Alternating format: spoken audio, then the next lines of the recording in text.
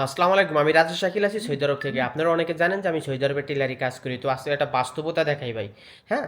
আপনারা দেখলে বুঝতে পারবেন যে আসলে সৌদি আরবে কি টাকা খরচ করে।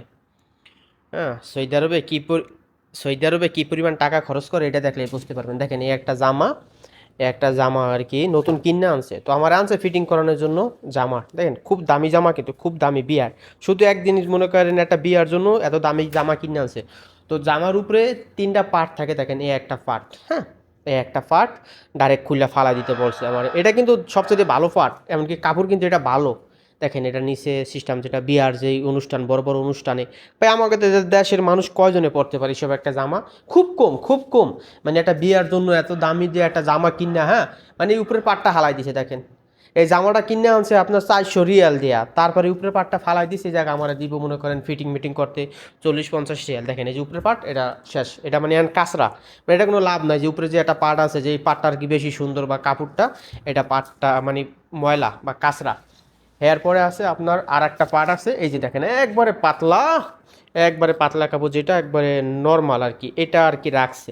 হুম, এটা রাখছে দেখেন জামাটা কিন্তু মাশাল্লাহ অনেক সুন্দর একটা জামা, মানে খুব দামি একটা জামা, এক কথা বলতে খুব দামি একটা জামা দেখেন।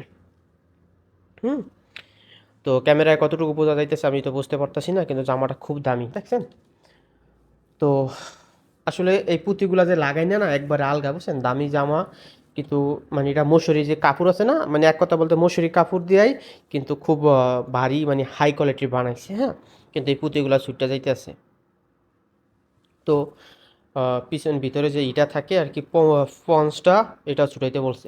কি করতো এত দাম দিয়ে একটা জামা কিনা যে বাংলাদেশে মনে করেন ১৫,০০০ টাকার মতন, ১২ থেকে ১৫,০০০ টাকা পড়ছে একটা বিয়ার জন্য। একটা বিয়ার জন্য মানে একটা অনুষ্ঠানের জন্য এত টাকা কেউ খরচ করতো বাংলাদেশে? আপনার কি মনে হয় বা এটা কি সম্ভব বাংলাদেশে? তারপরে মানে এইভাবে খুললা মুল্লা মানে কেমনে কি ভাই আমার মাথায় ধরে না।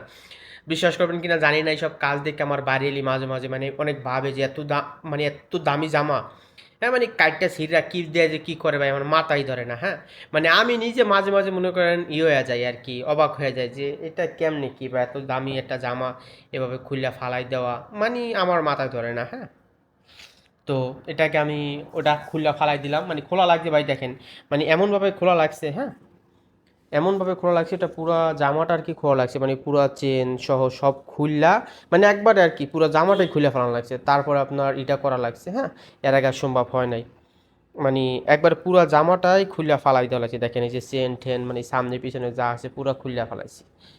তো এখন হয়তো বা আমি কাজটা পুরাটা করবো। তো আল্লাহ ভরসা, আমার কাস্টমার আছে আসলে। আমি যে ভিডিও করবো বা ভিডিও করার সময় নাই আর আপনি মানে এত পরিমাণ কাজের চাপ, তারপরে কাস্টমার অনেক বেশি। তো এই জন্য আর কি খুব বিজি ভাই। তো কাস্টমার আছে ৩-৪ জন। তো এই সময় আর কি বেশি একটা কথা বলা যাবে না। তো সকলে ভালো থাকবেন, সুস্থ থাকবেন। আল্লাহ হাফিজ। তো এটা দেখানোর জন্যই, হুম, যে সৌদি আরবে কী পরিমাণ ভাই একটা বিয়ার জন্য